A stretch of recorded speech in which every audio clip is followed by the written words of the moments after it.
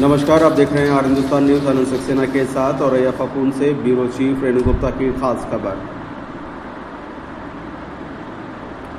माननीय मुख्यमंत्री जी उत्तर प्रदेश सरकार के निर्देशानुसार श्याम बिहारी गुप्ता माननीय अध्यक्ष उत्तर प्रदेश गौ सेवा आयोग लखनऊ द्वारा नगर पंचायत दिव्यापुर द्वारा संचालित अस्थायी गौवंश आश्रय स्थल पानी की टंकी दिव्यापुर एवं विकास खंड भाग्यनगर के अंतर्गत ग्राम पंचायत नियामतपुर बिहारी द्वारा संचालित अस्थायी गौवंश आश्रय स्थल का औचक निरीक्षण किया गया। तत्पश्चात नगर पंचायत दिव्यापुर में स्थानीय नागरिकों के साथ साथ पत्रकारों से क्षेत्र में किसानों द्वारा बोए गए हरे चारे की फसलों से उत्पादित हरे चारे को स्थानीय गौवंश आश्रय स्थलों में क्रय कराने के लिए मुख्य पशु चिकित्सा अधिकारी डॉक्टर बिशन सिंह विकल को निर्देशित कर विभिन्न समाचार पत्रों एवं संचार माध्यमों द्वारा विज्ञापन के माध्यम से प्रचार प्रसार करने को निर्देशित किया गया।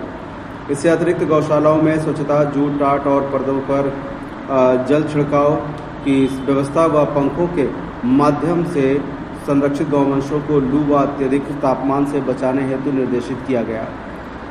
वर्मी कंपोस्ट निर्माण एवं ऊर्जा के वैकल्पिक स्रोतों के उपयोग एवं उन्हें व्यापक रूप से विकसित करने पर जोर देने के साथ नियमित अनुश्रवण करने के आदेश दिए गए और पत्रकार वार्ता में गोबर एवं गौमूत्र आधारित उत्पादों के निर्माण के माध्यम से प्राकृतिक खेती को प्रोत्साहित करने एवं कीटनाशक जहर मुक्त भोजन गोबर से बने गमलों को किचन गार्डन व छतों पर रख कर फल सब्जी का उत्पादन कर घरों में उपयोग के लिए प्रेरणा लेकर अन्य लोगों को जागरूक करने पर बल दिया गया।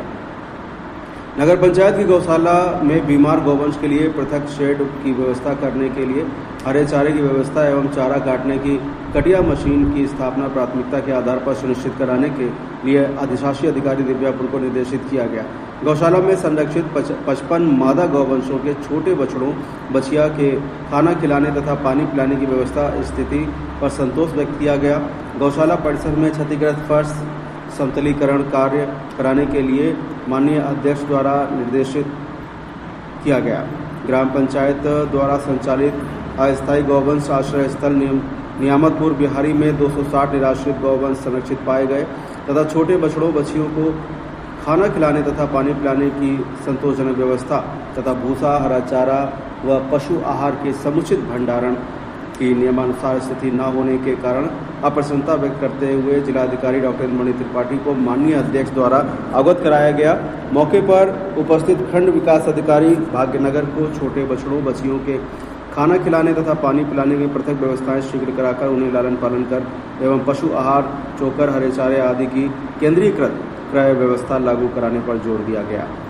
गौशाला निरीक्षण के दौरान मिली कमियों को जल्द ही पूरा करने के निर्देश दिए गए। निरीक्षण के समय खंड विकास अधिकारी अतुल यादव, पशु चिकित्सा अधिकारी बीबी यादव, पंचायत सचिव शिव कुमार भाग्यनगर दिव्यापुर सदर के साथ साथ श्रीमती नीरजा गौतम, सदस्य अनुसूचित जाति जनजाति ग्राम प्रधान प्रतिनिधि आनंद बाबू, नियामतपुर बिहारी ग्राम पंचायत अधिकारी एवं क्षेत्रीय नागरिक आदि उपस्थित रहे। फिलहाल आप सुरक्षित रहिए, जुड़े रहिए आर हिंदुस्तान से। नमस्कार। देखिए, यहाँ पर अभी जो निर्माण का काम है गौवंश को लिए, उसकी कुछ थोड़ी सी टेक्निकल समस्या है और वो ये है कि जो छोटे बच्चे हैं उनके लिए अलग से खाने की व्यवस्था, अलग से पानी की व्यवस्था होनी चाहिए। पानी पीने की तो व्यवस्था है लेकिन अलग से बच्चों की खाने की व्यवस्था नहीं है। तो हमने BDO साहब को, CBO साहब को निर्देश दिए इस बात के लिए कि जो शेड बना हुआ है इसमें अलग से कुछ बैरिकेडिंग करके छोटे बच्चों के लिए छोटी कम ऊंचाई 1 फुट की ऊंचाई की उनको खाने के लिए लड़ौरी बनाई जाए। दूसरा, ये जितना भी चोकर है, ये चोकर जो एकदम फ्रेश और ताज़ा होना चाहिए और कोई एक ऐसी अच्छी कंपनी जिसका उच्च क्वालिटी का जो है पशु आहार आ रहा है उसका क्वालिटी को टेस्ट कराते हुए उनको एक साथ केंद्रीकृत किया जाए, क्योंकि जो अलग अलग लोग खरीदते हैं वो महंगा पड़ता है, क्वालिटी सही नहीं होती है। तो दूसरा काम हम लोगों ने को ये करना है कि ज़िले की समस्त गौशालाओं के लिए केंद्रीकृत अच्छे पशु आहार की व्यवस्था। तीसरा हमारा है कि हर गौशाला से किसानों को जोड़ना है। हमारा उत्तर प्रदेश चारा नीति 2024 पॉलिसी चालू हुई है जिसके अंतर्गत गौशाला के इर्द गिर्द किसानों को नेपियर और मोरिंगा लगवाना है और वो नेपियर मोरिंगा जो किसान पैदा करेगा वो 1 एकड़ खेत से कम 2 लाख रुपए कमाएगा और गौशाला को 2.5 रुपये से 3 रुपये किलो देगा, क्योंकि ये चारा वो है कि एक बार लगा दोगे 5 से 8 साल तक चलता है नेपियर चारा। साल में 7 कटिंग होती हैं, न्यूनतम 6 कटिंग होती हैं। हम गौशाला के गोबर गौमूत्र को हम उसको देंगे, जिससे उसकी खेत की प्रोडक्टिविटी बढ़ेगी और ज़्यादा से ज़्यादा सॉइल में ऑर्गेनिक कार्बन बढ़ेगा और उत्पादन उसको बढ़ेगा। उनको हम गौशाला का खाद भी उपलब्ध कराएंगे। हर गौशाला से, जनपद में जितनी भी गौशाला संचालित हैं, इन समस्त गौशालाओं के साथ में किसानों को जोड़ने की मुहिम, और आने वाले समय में ये सारी गौशालाओं को हम पूरी व्यवस्था करके यहाँ पर किसानों को गौ आधारित प्राकृतिक खेती का ट्रेनिंग दी जाएगी। जहाँ पर बायोगैस चल रहे हैं उनको हम लोग और अच्छे ढंग से उनको उच्चीकृत करेंगे। और सौभाग्य से आज बायोगैस एनर्जी आज हमारे देश की बड़ी आवश्यकता है। पेट्रोलियम, एलपीजी का संकट और बढ़ती हुई डीएपी यूरिया की समस्याओं को लेते हुए या इस दिशा में हमें आत्मनिर्भर होना है, तो उसके लिए हमारे पास नेपियर का जो चारा है वो हमारी कटिया करके हम जो है गाय को खिलाएंगे। उससे जितना गोबर निकलेगा उससे बायोगैस चलेगा, उससे डीएपी यूरिया की पूर्ति हमारी बायोगैस स्लरी करेगी, और उसकी जितनी गैस निकलेगी हम छोटे छोटे डोमेस्टिक बायोगैस से लिए इंडस्ट्रियल और कमर्शियल बायोगैस को लगाने की योजना है। और आपको जानकारी हो कि पूरे देश में आज जो बायोगैस का काम है वो हिंदुस्तान में शुरुआत दिव्यापुर से हुई है। दिव्यापुर में भी यहाँ बायोगैस एनर्जी का ट्रेनिंग सेंटर पहले बनाया गया था, 1960 के दशक में बनाया गया था। तो हम लोग बायोगैस एनर्जी को भी दिव्यापुर में प्रमोट करेंगे, और आने वाले समय में हम लोग जो है सभी गौशालाओं के 1-1 ग्राम मूत्र और गोबर का उपयोग करते हुए प्राकृतिक खेती को भी बढ़ावा देंगे। और प्लस सारे गौवंश के हम 5 किलो से 10 किलो हरा चारा देना माननीय पूज्य योगी आदित्यनाथ की प्राथमिकता है। हम लोग उसके लिए संकल्पित हैं, और गौशालाओं पर शादी की सालगिरह, बच्चों का जन्मदिन मनाने के लिए समाज को जोड़ने का काम करेंगे।